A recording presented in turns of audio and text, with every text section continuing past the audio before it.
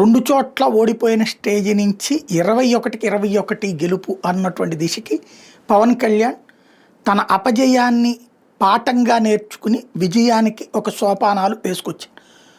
తన ఓటమికి కారణమైనటువంటి జగన్ని అధికారంలోకి రానియకుండా జగన్ ఓడించాలనుకున్నటువంటి చంద్రబాబుని అధికారంలో తీసుకురావడంలో కీలక పాత్ర పోషించారు. రాజకీయ ఎత్తుగడలో సక్సెస్ అయ్యారు.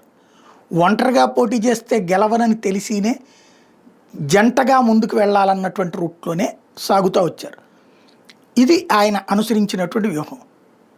ఇప్పుడు తను ఆల్టర్నేటివ్ పాలిటిక్స్ వైపుకి వెళ్ళాలి అనుకుంటే కొన్ని తప్పుడు విధానాల్ని ఖండించద్దు. ఖండిస్తే కూటమి ధర్మానికి విఘాతం. కానీ ఇలా జరగకుండా ఉంటే బాగుంటుంది అని చెప్తే పెద్దరికం. సరే, అది కూటమి ధర్మానికి విరుద్ధం అనుకునేటప్పుడు ఖండించదు. సమర్థించడం తప్పు.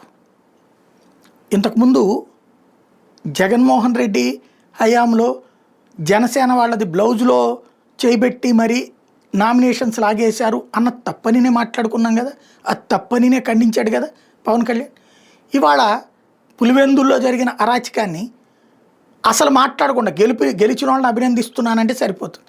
కానీ చాలా ప్రశాంతంగా జరిగింది, చాలా అద్భుతంగా జరిగింది, ప్రజాస్వామ్యబద్ధంగా జరిగింది అంటే ఆయనకు ఉన్నటువంటి ఆ క్రెడిబిలిటీ ఉంటుందా అంటే ఉంది అన్నోళ్ళకి ఉంటుంది, లేదు అన్నోళ్ళకి ఉండదు. అది ఆలోచించుకోవాల్సి ఉంది.